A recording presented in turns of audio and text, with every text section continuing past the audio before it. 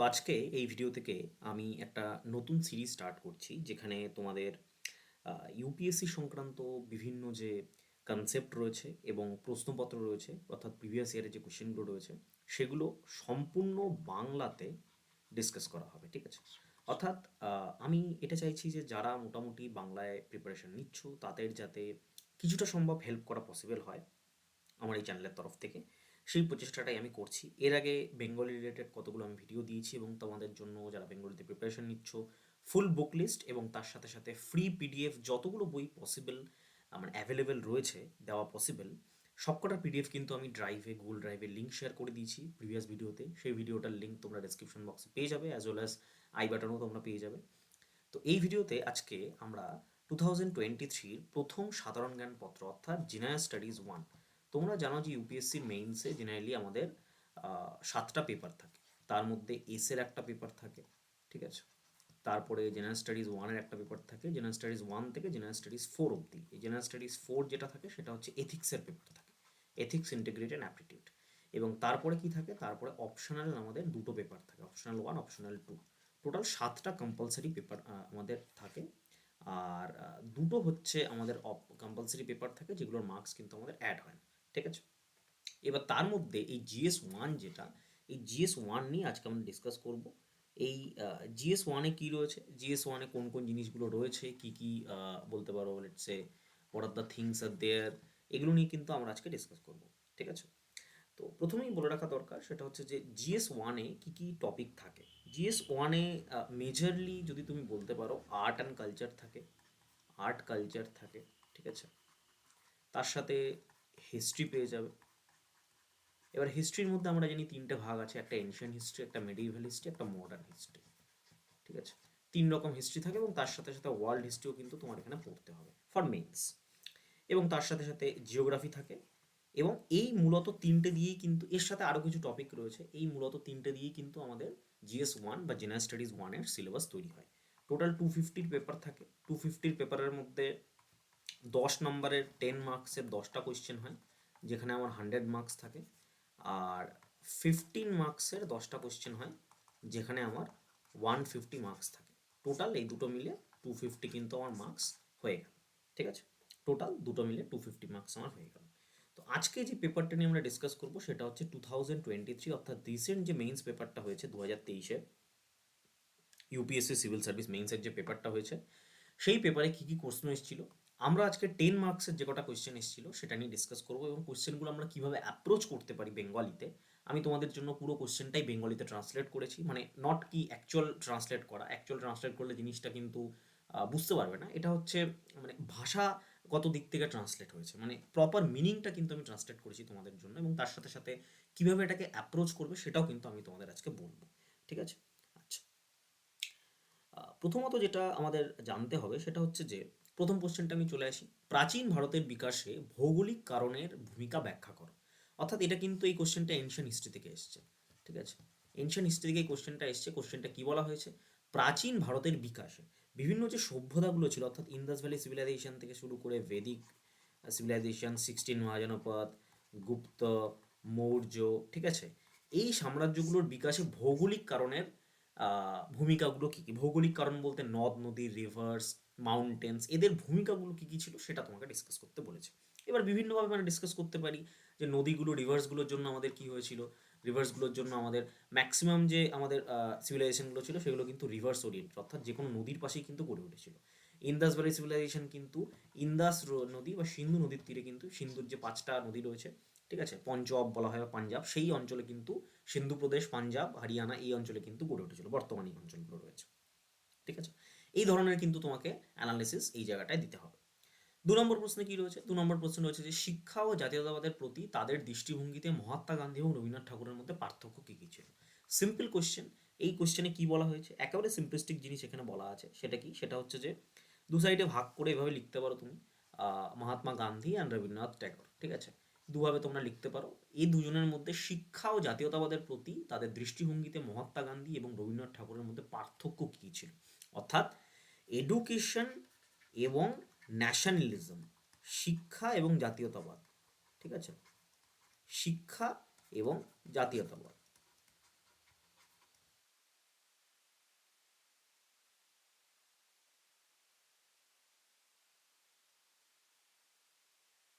এই দুজনের মধ্যে ডিফারেন্সেস কী কী ছিল এটা কিন্তু আমাদের দেখতে হবে, ঠিক আছে।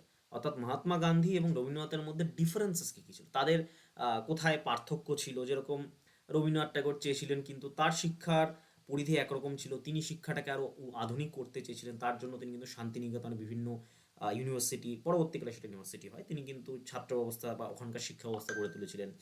অপরদিকে মহাত্মা গান্ধী কিন্তু চাইতেন যে গ্রামীণ শিক্ষার বিকাশ হোক, এবং তার যে গান্ধিয়ান প্রিন্সিপাল, যেটা আমাদের অলরেডি কিন্তু কনস্টিটিউশনের ডিপিএসপিতে কিন্তু ইনভলভ রয়েছে, directive principal on state policy, এটার মধ্যে কিন্তু অলরেডি ইনক্লুড করা আছে। তো এই ধরনের ডিফারেন্সেসগুলো কিন্তু তোমাকে এখানে লিখতে হবে, ঠিক আছে, জাস্ট ডিফারেন্সেস লিখবে। 10 মার্কসের ওয়ার্ডে আরেকটা জিনিস, আমি 10 মার্কসের যে কোয়েশ্চেনগুলো আছে এই কোয়েশ্চেনে কিন্তু আমাদের ওয়ার্ড লিমিট থাকে 150টা করে, ঠিক আছে। এবং তোমরা এটা ভালো মতন জেনে রাখো যে ইউপিএসসিতে কিন্তু একটা জিনিস থাকে যেটা কিন্তু অন্য এক্সামে থাকে না, জেনারেলি থাকে না, সেটা হচ্ছে যে স্পেস লিমিট।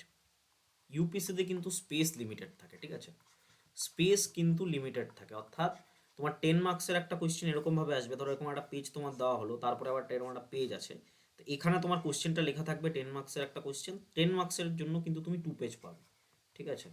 আর 15 মার্কসের কোয়েশ্চেনের জন্য তুমি কিন্তু 3 পেজ পাবে।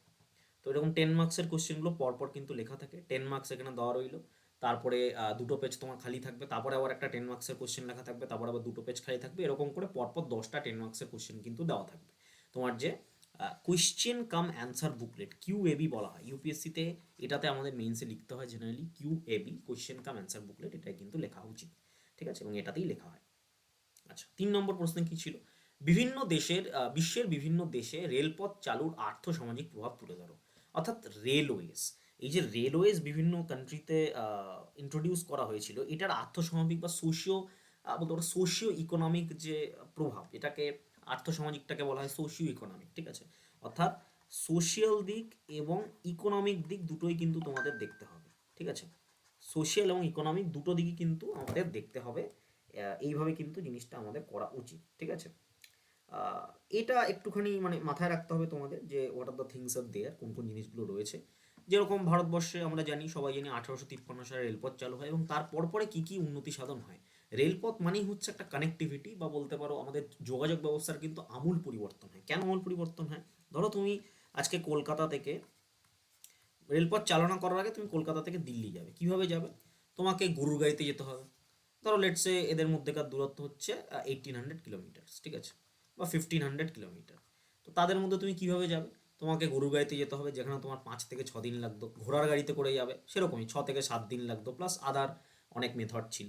কিন্তু তুমি যদি বাই ট্রেনে যাও, তুমি কিন্তু উইদিন 30 আওয়ার্সের ভেতরে কিন্তু পৌঁছে যাচ্ছ, ঠিক আছে, যেটা কিন্তু ট্রেন যোগাযোগের পরেই কিন্তু সম্ভব হয়েছিল। এখন আরও কমে পৌঁছে যাওয়া যায়, এখন 20 আওয়ার্সে পৌঁছে যাওয়া যায়, বড় সুপারফাস্ট ট্রেন রয়েছে। পরবর্তীকালে আরও বুলেট ট্রেন চালু হলে আরও তাড়াতাড়ি আমরা পৌঁছে যাবো, ফ্লাইটে আরও তাড়াতাড়ি যাওয়া যায়, 2 আওয়ার্সে পৌঁছে যাওয়া যায় ফ্লাইটে, ঠিক আছে। কিন্তু ম্যাটার অফ ফ্যাক্ট হচ্ছে যে এই আর্থসামাজিক ব্যবস্থার সব থেকে বড় পরিবর্তন হয়েছে, যোগাযোগ ব্যবস্থায় কিন্তু একটা বিশাল গতি এসছে, ঠিক আছে। তো এটাকে তোমাকে তুলে ধরতে হবে। যোগাযোগ ব্যবস্থার যখনই গতি আসবে তখনই কি হবে, আমাদের কিন্তু যোগাযোগ ব্যবস্থার যখনই গতি আসে তখন এর সাথে সাথে যে মালপত্র বা গুডস, এগুলো যে দেওয়া নেওয়া করা হয়, আদান প্রদান করা হয়, তাদেরও কিন্তু গতি আসবে। অর্থাৎ একটা জিনিস আজকে দিল্লিতে, কলকাতায় তৈরি হচ্ছে, দিল্লিতে যাচ্ছে, সেটা পৌঁছতে আগে যদি 10 দিন সময় লাগতো, এখন সেটা কিন্তু একদিনে বা দুদিনে কিন্তু পৌঁছে যাচ্ছে। তো আমি 10 দিনে যদি 1 টন মাল পৌঁছতে পারতাম, এখন প্রতি দুদিন আমি 1 টন মাল পৌঁছাতে পারবো।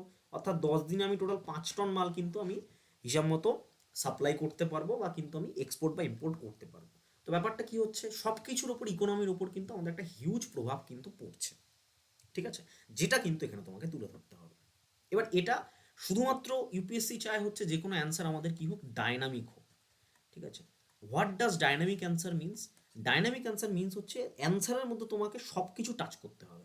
অর্থাৎ একটা জিনিসের যতগুলো দিক আছে, যেরকম সাপোজ তুমি ধরো বিরিয়ানি তৈরি করছো, ঠিক আছে,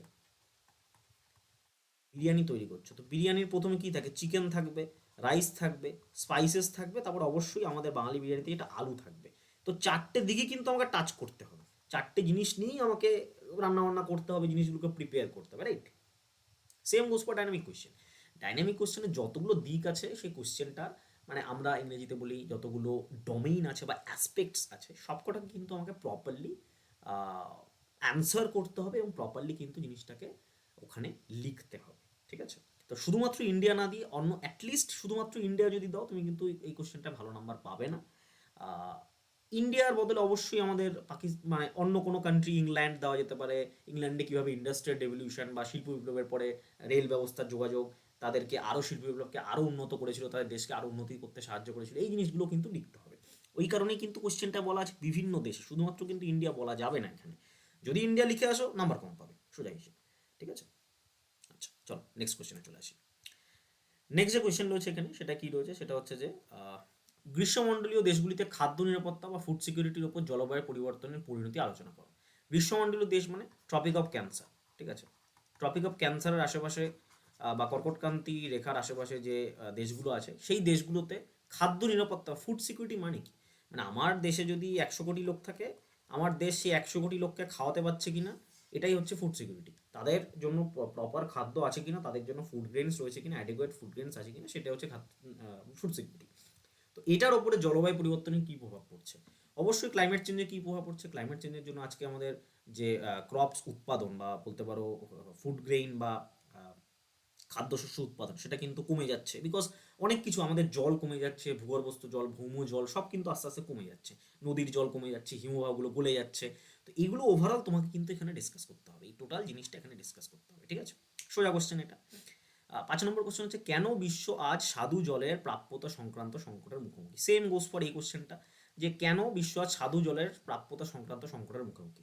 প্রথমেই তোমাকে এটা ডিসকাস করতে হবে যে লেস দ্যান 1%, মানে 2%, লেস দ্যান টোটাল ওয়ার্ল্ডের জলের মধ্যে 2% জল হচ্ছে আমাদের স্বাদু জল বা সুইট ওয়াটার, এবং তার মধ্যে লেস দ্যান 1% জল হচ্ছে আমাদের কিসে রয়েছে, আমাদের তরল অবস্থায় রয়েছে, অর্থাৎ লিকুইড অবস্থায় রয়েছে, ঠিক আছে?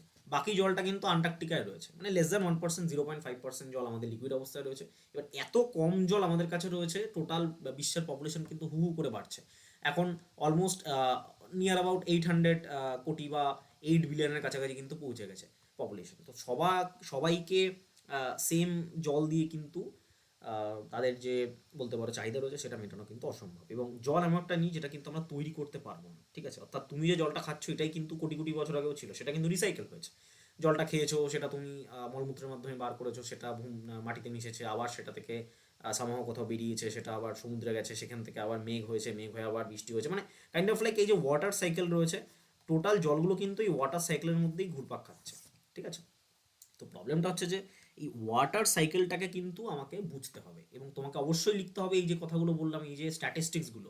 এই কোশ্চেনটা ডাইনামিক নয়, বেসিক স্ট্যাটিক কোশ্চেন জিওগ্রাফি থেকে দাও, কিন্তু এই স্ট্যাটিস্টিক্সগুলো তোমাকে লিখতে হবে, তাহলে কিন্তু তুমি ভালো মার্কস পাবে, ঠিক আছে? নেক্সট, কীভাবে ফিয়র্ডস গঠিত হয়? ফিয়র্ডস হচ্ছে একটা হিমবাহের, বলতে পারো হিমবাহ থেকে উৎপন্ন হয় একটা ভূমিরূপ, যেটা মোটামুটি স্ক্যান্ডিনেভিয়ান কান্ট্রিগুলো রয়েছে, নরওয়ে, ফিনল্যান্ড, এসব জায়গায় দেখা যায়। কীভাবে গঠিত হয়? Basic question, static question. কেন গঠিত হয়? বিশ্বের সবচেয়ে কিছু মনোরম এলাকা মানে স্ক্যান্ডিনেভিয়ান কান্ট্রিগুলোতে দেখা যায়, কেন লিখে দিতে হবে। ফিজিক্যাল জিওগ্রাফি যদি কেউ পড়ে থাকো ইজিলি লিখতে পারবে, ঠিক আছে? জিওগ্রাফির ওপরে আমি একটা নতুন ভিডিও আনবো, যে জিওগ্রাফি কীভাবে পড়বে, বেঙ্গলি সোর্সেস ইউজ করে তোমরা ইউপিএসসির জন্য জিওগ্রাফি বা ভূগোল কী করে পড়বে, তার জন্য একটা নেক্সট ভিডিওতেই তোমরা সেটা কিন্তু পেয়ে যাবে। তো চ্যানেলে সবাই কিন্তু অবশ্যই ফলো রেখো বা সাবস্ক্রাইব করে রেখো, চ্যানেলটার সাথে যুক্ত থেকো। নেক্সট, ফিয়র্ডস হচ্ছে এরকম দেখতে কিছুটা, তোমরা মানে খুবই মনোরম দেখতে হয় ফিয়র্ডসগুলো। এটা হচ্ছে অ্যাকচুয়াল ফিয়র্ডসের ছবি, তোমরা দেখতে পাচ্ছ এখানে, ঠিক আছে? ফিয়র্ডসগুলো এরকম দেখতে হয়। তো এগুলোকে ফিয়র্ডস বলা হয়, এটা হিমবাহের জন্য তৈরি হচ্ছে, হিমবাহের ফলে, ঘর্ষণের ফলে এই এরকম জল জমে গিয়ে, এই জায়গাটা হিমবাহ ছিল একটা টাইমে, পরবর্তীকালে গলে গিয়ে কিন্তু এটা জল হয়ে গেছে, ঠিক আছে? তো ফিজিক্যাল জিওগ্রাফিতে তোমরা কিন্তু ভালো মতন এটা পেয়ে যাবে। নেক্সট, দক্ষিণ পশ্চিম বর্ষাকে ভোজপুর অঞ্চলে কেন পূর্বাইয়া বলা হয়? ভোজপুর মানে হচ্ছে বিহার এবং উত্তরপ্রদেশের, বলতে পারো বিহারের ওয়েস্টার্ন সাইড এবং উত্তরপ্রদেশের কিছুটা সাইড মিলে, এই দুটো জায়গা মিলে ভোজপুরি ভাষা যে অঞ্চলে প্রচলিত সেটাকে ভোজপুরিয়া বলা হয়, এটাকে পূর্বাঞ্চলে বলা হয়, ঠিক আছে? তো এই অঞ্চলে পূর্বাইয়া বা পূর্ব দিক কেন বলা হয়, এবং কীভাবে এই দিক নির্দেশক বায়ু প্রবাহ এই অঞ্চলের সাংস্কৃতিক নীতিকে প্রভাবিত করেছে? মানে সিম্পল ব্যাপার, যেরকম আমাদের এখানে কালবৈশাখী আমাদের বাঙালি সংস্কৃতির অনেক কিছুর সাথে জড়িত, নবান্ন, তারপরে পয়লা বৈশাখ, এগুলোর সাথে কালবৈশাখী জড়িত, সেমভাবে কিন্তু দক্ষিণ পশ্চিম বর্ষাও কিন্তু ভোজপুর অঞ্চলে পূর্বাইয়া বলা হয়। তো সেটাও কিন্তু সেখানকার আর্থসামাজিক বিভিন্ন জায়গায় কিন্তু জড়িত। এটা একটুখানি এবছর কোশ্চেন করা হয়েছিল, একটু ডিফিকাল্ট কোশ্চেন, যদি কারোর প্রপারলি না জানা থাকে অ্যান্সার আমার মতে করা উচিত নয়, বাট ইউপিএসসির একটা নিয়ম আছে, সবকটা কোশ্চেনই তোমাকে অ্যাপ্রোচ করতে হয়, তাহলে তোমার মানে যে অ্যান্সার শিটটা রয়েছে সেটা ভালো দেখায় যে না তুমি পড়েছো। তো তোমাকে বেসিক তুমি যেটুকুনি জানো 2-3 লাইন লিখে আসলে, একটা জিনিস জানবে, 20টা যে কোয়েশ্চেন আসছে একটা জিএস পেপারে, 20টা কোয়েশ্চেনের কিন্তু 20টা আমরা ভালো করে পারবো না। তার মধ্যে হয়তো 17 থেকে 18টা কিন্তু আমরা লিখতে পারবো। এমন 2-3টে কোয়েশ্চেন আসবে যেগুলো কিন্তু আমরা কিচ্ছু জানি না যেগুলো সম্বন্ধে, literally we don't know anything about this question, কিন্তু স্টিল আমাকে কিছু না কিছু 2-3 লাইন লিখে আসতে হয়। তাই বলে তুমি যদি মানে যেটাকে বাংলা ভাষায় বলে তুমি গেজিয়ে আসো, তাহলে কিন্তু সেটা হবে না। ব্লাবারিশ দিয়ে চলে আসো বা গিবারিশ লিখে চলে আসো, সেটা কিন্তু ভালো দেখাবে না। ঠিক আছে? আচ্ছা, নেক্সট কোয়েশ্চেনে চলে আসি। আপনি কি মনে করেন যে আধুনিক ভারতে বিবাহ একটি ধর্মানুষ্ঠান হিসেবে ক্রমাগত মূল্য হারাচ্ছে? অবশ্যই এটা আমাদের লিখতে হবে আধুনিক পার্সপেক্টিভে, আধুনিক জেনারেশন বা ইয়ং জেনারেশনের পার্সপেক্টিভে, যে বিবাহ জিনিসটা ধর্মানুষ্ঠান হিসেবে কিন্তু ক্রমাগত মূল্য হারাচ্ছে। এটাকে তোমাকে এটার প্রজ মানে এটার ফরে তোমার লিখতে হবে অ্যান্ড অ্যাগেনস্টে তোমাকে লিখতে হবে। ঠিক আছে? ফর এবং অ্যাগেন্স্ট দুটোর ক্ষেত্রেই তোমাকে কিন্তু এটা লিখতে হবে। রিজনটা কি? রিজনটা হচ্ছে যে আই কুড সে কোশ্চেনটা এমনভাবে দেওয়া হয়েছে যে ফর এগেন্স্ট দুটোই লিখতে হবে। ফর মানে তুমি একপক্ষিক বিশ্লেষণ করতে পারবে না, এটা হচ্ছে বিশ্লেষণ ধর্মী প্রশ্ন। ঠিক আছে? তুমি কিন্তু একপাক্ষিক বিশ্লেষণ এখানে করতে পারবে, সোজা হিসেবে। আচ্ছা, নেক্সট, ভারতীয় সমাজে তরুণীদের মধ্যে আত্মহত্যার প্রবণতা কেন বাড়ছে ব্যাখ্যা করে। এটাও কিন্তু একটা খুব ডাইনামিক কোশ্চেন, সামাজিক কোশ্চেন, সোশিয়াল বা সোশিওলজি বা সোশিয়াল যে মানে আমাদের ডোমেইন রয়েছে সেখান থেকে কিন্তু কোশ্চেন আসে। GS1-এ দু একটা কোশ্চেন অবশ্যই দেয়, শেষের দিকে এই কোশ্চেনগুলো তুমি দেখতে পাবে। তো ভারতীয় সমাজে তরুণীদের মধ্যে আত্মহত্যার প্রবণতা কেন বাড়ছে? প্রথমত হচ্ছে আমাদের বলতে পারো সবার প্রথমেই আমাদের প্রেশার, ওয়ার্ক লাইফ ব্যালেন্স, তারপরে সোশ্যাল মিডিয়া, তারপরে হচ্ছে আরও যে ফ্যাক্টরগুলো আছে, এই ফ্যাক্টরগুলো কিন্তু আমাদের ভালো করে ডিফাইন করতে হবে যে হোয়াট আর দ্য ফ্যাক্টরস আর দেয়ার। মানে আজকে আমি সোশ্যাল মিডিয়ায় ধরো কিছু পোস্ট করলাম, বা তোমার ফ্রেন্ডস ধরো আজকে একটা BMW কিনলো, ঠিক আছে? তোমার কাছে একটা ভাঙাচোরা সাইকেল রয়েছে, তো সেটা দেখে তোমার মনে একটা আসবে যে ও পেয়ে গেল আমি পেলাম না। এই ধরনের যে বলতে পারো ম্যাটেরিয়ালিস্টিক নেসেসিটি, এই জিনিসটার জন্য কিন্তু আজকে অনেক কিন্তু আত্মহত্যা বাড়ছে। এবং তরুণদের মধ্যে বিশেষ করে এটা বাড়ছে কারণ আমাদের সমাজ এখনও অতটা ডেভেলপড হয়ে পারেনি যে মেল অ্যান্ড ফিমেল দুজনকে আমরা সেম আসনে বসাতে পারি। চেষ্টা করা হচ্ছে ইকুয়ালিটি আনার, কিন্তু সেই ইকুয়ালিটিটা কিন্তু এখনো এসে পারেনি। হয়তো 30 বছর পরে, 50 বছর পরে হয়তো সেই জায়গায় আমরা চলে যাব, যেটা আজকে ডেভেলপ কান্ট্রিগুলো USA UK রয়েছে, কিন্তু স্টিল কিন্তু আমাদের এখানে আসেনি। তো প্রেশারটা কিন্তু তাদের উপরে অনেকটা বেশি পড়ে কিছু কিছু ক্ষেত্রে। তো এই রিজনগুলো তোমাকে কিন্তু ওভারঅল ডিসকাস করতে হবে, যতটা তুমি ডাইনামিকভাবে ডিসকাস করবে তত ভালো নাম্বার পাবে। ঠিক আছে?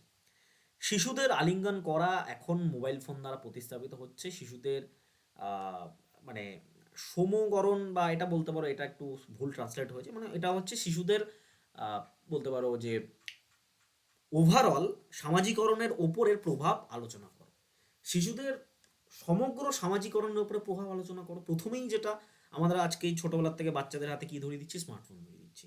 তো তারা যদি নেচারটা বা তাদের সারাউন্ডিংটাকে না চেনে, শুধুমাত্র স্মার্টফোনেই বুঝে থাকে, তাহলে কিন্তু তাদের এই মানে কিছু কিছু টার্ম আছে, যে টার্ম কিন্তু যেগুলোকে আমরা পাওয়ার ওয়ার্ডস বলি, ঠিক আছে?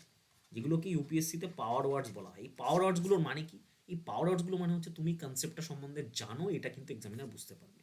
একটা কনসেপ্ট আছে, সেই কনসেপ্টটাকে বলা হয় সাবকনশাস মাইন্ড। আমাদের কিন্তু যে কোনো শিশুর একটা সাবকনশাস মাইন্ড কিন্তু 7 বছরের আগে তৈরি হয়ে যায়। ঠিক আছে? 7 বছর অবধি সে আশেপাশে যা দেখছে, যে পরিবেশ থেকে সে বিলং করছে, যে পরিবেশে বড় হচ্ছে, সেটারই প্রভাব কিন্তু পরবর্তীকালে তার ব্রেনে পড়বে এবং অ্যাজ ওয়েল অ্যাজ তার লাইফেও কিন্তু পড়বে। ঠিক আছে? আজকে একটা শিশুকে যদি তুমি 1 বছর থেকে 7 বছর অবধি বই দিয়ে বসিয়ে রাখো, তার মানে বই দিয়ে তার তার চারিদিকে গল্পের বই, কমিক্সের বই দিয়ে রাখো, সব কিছু অবশ্যই দেবে, খাওয়া দাওয়া ফোন সব কিছুই দেওয়া থাকবে, কিন্তু বই তাকে যদি উৎসাহিত করো বই পড়তে, তার ফিউচার কিন্তু অন্যরকম হবে। তুমি যদি 1 থেকে 7 বছরের কোনো একটা শিশুকে আজকে যদি চারদিকে তোমার মারামারি হচ্ছে, কাটাকাটি হচ্ছে, লড়াই হচ্ছে, তার মধ্যে তুমি রাখো, তার ভবিষ্যৎও কিন্তু, তার ফিউচারও কিন্তু ওরকম হবে, হিংস্র হবে। তো আমাদের সাবকনশিয়াস মাইন্ডটা ডেভেলপ করে 7 থেকে 8 বছরের মধ্যে, 7 থেকে 8 বছরের আগে।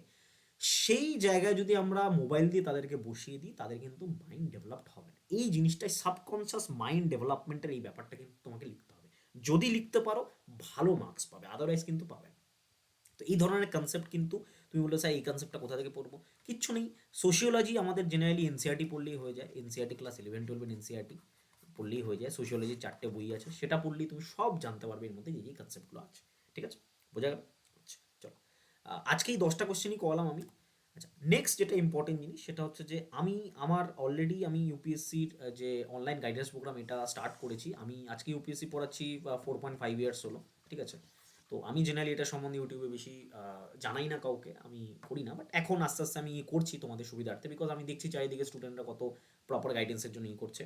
আমি 2018-এ নিজে মেইনস দিয়েছি, ঠিক আছে, এবং তার সাথে সাথে ইউপিএসসির যে সিডিএস আছে সেই এক্সামেরও আমি 5 বার ক্র্যাক করেছি, এবং তার সাথে সাথে সত্যনারায়ণ ঠাকুর সিভিল সার্ভিস স্টাডি সেন্টার রয়েছে, সেখানে আমি গেস্ট ফ্যাকাল্টিও ছিলাম, ঠিক আছে। আমার ছোট্ট একটা ইন্ট্রোডাকশন দিয়ে দিলাম আমি। তারপরে যেটা রয়েছে যে আমি যেটা চেষ্টা করছি এই অনলাইন গাইডেন্স প্রোগ্রামে তোমাদের বাংলাতে ইউপিএসসির জন্য অনলাইন প্রস্তুতি দেবো, অর্থাৎ ক্লাসটা পুরোপুরি বাংলাতে হবে, সমগ্র ডিসকাশন বাংলাতে হবে, ঠিক আছে। আমার নিজস্ব অ্যাপ রয়েছে, সেই অ্যাপ্লিকেশনে প্রস্তুতি দেওয়া হবে, সেখানে তোমরা অ্যাপের মধ্যে টেস্ট থেকে শুরু করে রেকর্ডেড ক্লাস, নোট সবই পেয়ে যাবে। 8 মাসের কোর্স হবে টোটাল, 8 থেকে 10 মাস, এখানে 8 মাস বলা আছে, ওটা জেনারেলি সব কিছু টেস্ট ফেস দিয়ে 10 মান্থ হয়ে যায়। সপ্তাহে 2টি করে ক্লাস, ডাউট ক্লিয়ারিং ক্লাস এবং ডেমো ক্লাস সব কিছুই থাকবে। মান্থলি মাত্র 600 টাকা, ঠিক আছে, মান্থলি মাত্র 600 টাকা করে এটা করছি। আমি এর আগে করাতাম, আমি এই যে কোর্সটা, এই কোর্সটা স্টার্ট করেছিলাম হচ্ছে 400 থেকে, যখন আমি 2020-তে স্টার্ট করি এই কোর্সটা, ঠিক আছে, তখন আমি 400 করে স্টার্ট করেছিলাম। তারপরে আস্তে আস্তে আস্তে আস্তে সেটা 500 হয়ে এখন সেটা 600 হয়েছে। তোমরা জানো ইনফ্লেশন কীভাবে বাড়ছে, সব কিছুর কস্ট বাড়ছে, এবং আমি অ্যাপ ডেভেলপ করেছি নিজে, সেটারও একটা কস্ট রয়েছে। তো আমি ন্যূনতম বলতে পারো লাইক ন্যূনতম খরচায় যেটুকুনি তোমাদের গাইড করা যায়, কারণ ওভারঅল ইউপিএসসি কীভাবে ক্র্যাক করতে হয় দেখো, সোজা হিসাব, তুমি কোনো একটা এক্সামিনেশন কীভাবে ক্র্যাক করবে তার জন্য একটা প্রপার স্টাডি বা গাইডলাইন লাগে, ঠিক আছে, সেই গাইডলাইনটা আমি তোমাদের প্রোভাইড করে দেবো। মান্থলি 600, মানে আমি তোমাদের এমন নয় যে যে কটা সিলেবাসে যা যা বই আছে সব A to Z পড়াবো, সেটা নয়, বাট আমি তোমাদের বলে দেবো, বেসিক কনসেপ্টগুলো ক্লিয়ার করে দেবো, এবং তার সাথে সাথে গাইড করবো, অ্যাজ এ গাইডেন্স হিসেবে তুমি দেখতে পারো। ওই কারণে কিন্তু এটাকে ব্যাচ বলা হচ্ছে না, এটাকে কিন্তু কোনো রকম কোচিং সেন্টার বলা হচ্ছে না, this is a guidance programme, ঠিক আছে, অনলাইন গাইডেন্স প্রোগ্রাম, সম্পূর্ণটাই অনলাইনে হবে। তো যারা ইন্টারেস্টেড তারা আমার সাথে যোগাযোগ করতে পারো, আমার হোয়াটসঅ্যাপ নাম্বার ডেসক্রিপশন বক্সে পেয়ে যাবে। এবং এই বেঙ্গলি যে আজকে আমি ইয়েটা স্টার্ট করলাম, অর্থাৎ এই যে ইনিশিয়েটিভটা স্টার্ট করলাম, এই কোয়েশ্চেনগুলো ডিসকাশন করা, এরপর আস্তে আস্তে ক্লাসেস দেওয়া হবে, এটা কিন্তু চলতে থাকবে, ঠিক আছে। তো যারা ভাবছো এই কোর্স করবে না, আমি কাউকে কোর্স নেওয়ার জন্য জোরাজুরিও করবো না, নর্মালি তোমরা দেখো অনেক কিছু জানতে পারবে আস্তে আস্তে, ঠিক আছে। এই পার্সপেক্টিভে কিন্তু কেউ তোমাদের করাবে না, এটা হচ্ছে সব থেকে বড় কথা, কারণ আমাকে ইউপিএসসির যে কোনো কোয়েশ্চেন করানোর আগে আমাকে কিন্তু সেটার পার্সপেক্টিভ বুঝতে হবে। আজকে এই যে এই কোয়েশ্চেনটা ধরো রয়েছে, এই কোয়েশ্চেনটাতে যে সাবকনশিয়াস মাইন্ডের যে কনসেপ্টটা, এই কনসেপ্টটা যে লিখতে হবে, এই জিনিসটা কিন্তু বোঝা দরকার, ঠিক আছে। আনলেস অ্যান্ড আনটিল যে তোমাকে পড়াচ্ছে সে যদি মেইনস ওরিয়েন্টেড যদি পড়াশোনা না করে থাকে, কখনো কিন্তু তোমাকে বোঝাতে পারবে না জিনিসটা, ঠিক আছে। তো ডিফারেন্সটা হচ্ছে এখানে।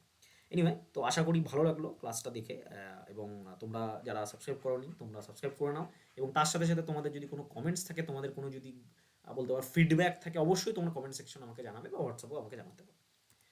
ধন্যবাদ।